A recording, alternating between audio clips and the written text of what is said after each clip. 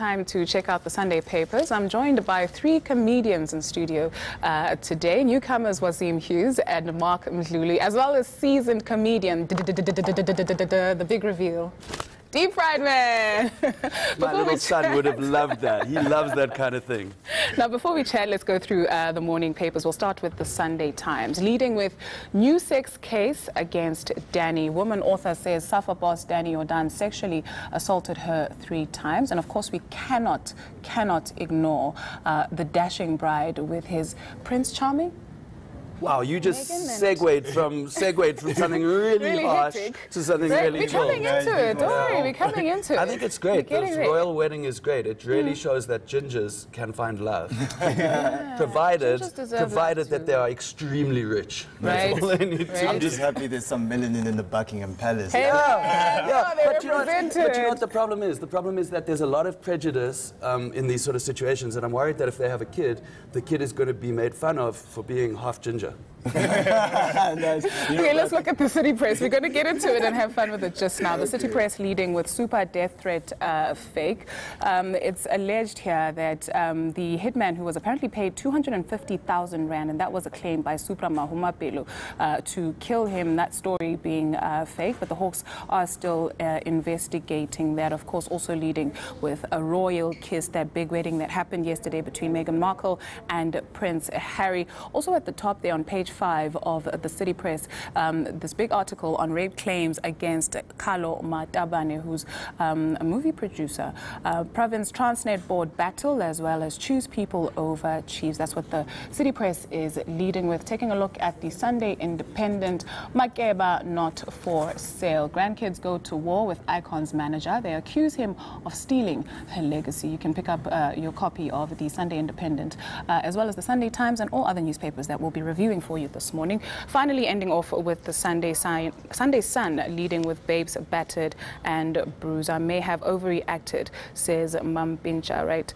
Let's get into it. Gentlemen, good morning. Thank you so much for joining us. Overreacted. That doesn't sound good when you say you're overreacted. I just want to say... The entire statement was not good. I just want to say that when I first saw a picture of Mapincha, I thought he was like a kindred spirit, because he's one of the only people I've ever seen with like a boop as big as mine.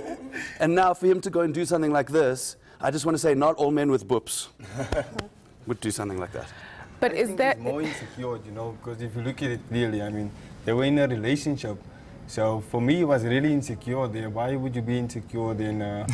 She's so hot, so she could have many men. Let's do this. Let's start with this topic. A few moments ago, we were looking at gender-based violence, and we were talking about the attack on women in South Africa. You guys are men, and we've seen a lot of reaction, and we've seen a lot of people talk about how men always protect each other, how there's no outrage when it comes to certain men who are in power, and how men are just not available for women in South Africa in terms of protecting women. Do you, as men, outside of being comedians, I'll start with you, Mark, do you feel that there's truth somewhat to the statement? Where are the men in South Africa when women are being culled, for lack of a better word? I definitely think there is some truth to it. You see it when you are in conversations with fellow friends who are telling you about, you know, they're cheating, or telling you to keep it secret, you know what I mean? And people are like, no, I've got you. And that kind of thing, that kind of camaraderie to men seems okay. But I think the conversation has grown and it's developed, and I think men are starting to have genuine conversations about how we treat women and seeing them as humans as opposed to people who are there for our benefit. So I personally think that the conversation is being had, and there is a change in terms of the narrative that men are putting out there. I think most men want to be good, and I think the men are trash hashtag is one of the ways in which we started to realize, okay, our behavior is actually terrible. But what do we do to fix it? And I think, well, around my personal circles, we're having those conversations now. Are you too? From my side, I agree 100% with him. What I normally think is that men need to stand up for women that gets abused. Because, I mean, a woman cannot defend herself, you know. And as a man, you need to rise for the woman. By you abusing her and making her feel like you're ill-treating her, isn't actually good. Because at the end of the day, it can be your mother, it can be your sister, it can be your daughter. But by you doing that, you're not doing justice to yourself, but you're saying to the woman you love her. So it means that it's empty love that you're throwing around on a desk. I think that there is a lot of acceptance for people who have done very obviously atrocious things in terms of their treatment of women in the past. If you look at people like Euphonic, they clearly still have a career. If you look at people like Chris Brown, people have not stopped being Chris Brown fans. So I do think there's this huge sort of double standard that as soon as this stuff breaks, everyone's jumping on board to try and show that they're on the right side of history and that they have the right opinions. But as things die down, there's no sense of people who've done these things losing their careers or anything like that. So I think it is something that we need to look at. And I think, you know, to say that men protect other men who've done these terrible things is true. But I think there's just a culture of protection all around, you know. I mean, even when you look at Harvey Weinstein, his own secretary, a female, was one of the people who was enabling this. And, you know, so I mean, across the board, and you know, to say I might have overreacted as your response is obviously unacceptable. Mark, Daniel touches on something quite important, and that is our rage as society. Something happens now and we talk about it for the next week or for the next couple of days and then it's over. How do we collectively hold people responsible, especially people who are, or men who are in power, who are in powerful positions? Do we then boycott what they do? Do we then protest against them? How do we show solidarity with these women that we are with them? In my personal opinion, I think we should let the law handle it. I think there's a system in place, and I know a lot of the times the conversation is that the law does not do enough. And our responsibility is more to associate with what we want and what we want to see. So if you don't want to associate with that, you just leave it out of your mind, out of your opinion, because there will be bad things that happen in the world. People are bad. And another thing about it, which I really do think about a lot, is the fact that people are always going to make mistakes, you know, and people are always going to do wrong. People are always going to be bad, and that nobody's perfect, right? So we as a society need to find a limitation for ourselves. Okay, where do we draw the line? Is it abuse? Is it rape? Where do we say, okay, this is no longer acceptable in our society as people? And then what do we do about that? You can't necessarily do anything yourself to an individual, but for instance, a show gets cancelled, Kevin Spacey's show gets cancelled. That's a big step. You know, that's making an impact, and we're saying, okay, we're not accepting this as a society. But yeah, we also need to look at ourselves and how we live our own lives. You know, I always have this thing about when things go south, you know, are you still a fan? We're talking about R. Kelly, we're talking about Chris Brown, we talk about Michael Jackson, all these people, and they seem to be the most talented for some reason. And I don't know why it is that way, but I'm not going to stop rocking to beat it. You know what I mean? Although Michael Jackson didn't. Well, I think Michael Jackson's by no means a clear-cut case. Like, you know, I mean, he wasn't actually, you know, and that's also the thing is that, you know, there's a climate right now where you know, this stuff is unacceptable now, and that is great.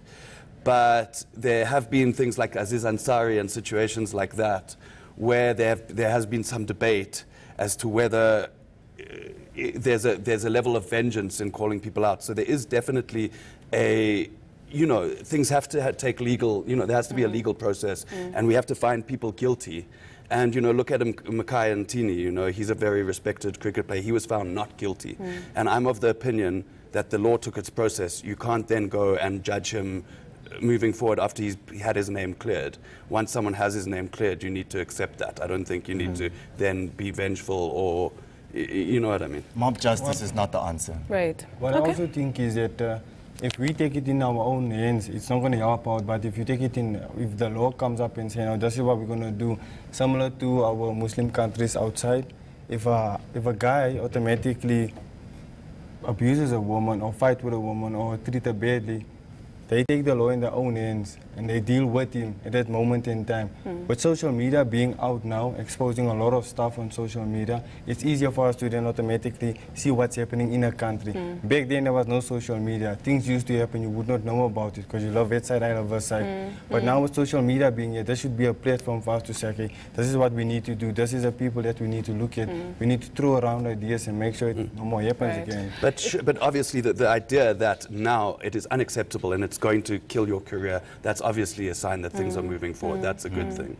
You mentioned law, the law or law enforcement officials. Sometimes many women don't find recourse when it comes to the law. They don't find help. They get turned away. But right. let's look at another topic that is not on. And I agree with you as well. When you look at it, when you've got like 10 women coming out from 10 years ago, you can't now say because there's no court case, these women are lying. You have to, you have to accept people's stories, especially when there are a lot of women saying the same thing. To not believe the victims is an extremely harmful thing. Unfortunately, it's not covered in the newspapers because this happened last night. Mr. Willemse walking off set. I understand you were watching it. Yes, yes, I was. For somebody who wasn't necessarily watching it, because we've been running a clip of him just, we didn't get context in the lead up to that. What happened? Okay, well, in my personal opinion, he was undermined, but it's more of a psychological undermining, where it's really difficult to pinpoint it or to show you how you're being undermined as a black person. That's why I mentioned it was so easy for you guys during apartheid. You don't know how much I struggled to get to this position. So you undercutting me like this is reason enough for me to walk off, but you would never understand it because you never experienced being a quota, you never experienced going through that. But personally on my side, I don't think being a quota is too bad. I played Gauteng softball. I played Gauteng softball when I was 13 years old. Didn't start a single match. But I was there. I got the medal. I got the T-shirt. I'm there in the picture. Life's good. Water? Yeah. Anybody wants some? It's okay. But that's just me. But I do understand where he's coming from. At least you got a trophy for exactly. water. The medal is still in my room to this day. I used to dish out orange slices at half time. You see, but you were part of the team. I was part of those oranges, they probably would have. I want to talk about. I just want to say, sure. I just want to say that I was very disappointed when I saw that video with Willemse in it. Because everyone said, oh, he's had a meltdown, blah, blah, blah. Then I watched the video and he just basically stood up and he very calmly said, I will not be condescended, and he walked off. And I just want to say, that's not a meltdown. If you're going to have a meltdown on TV, you've got to be like, this is unacceptable. I'm not having this. I'm not having this. Do you guys know who I am? You don't know anything. No.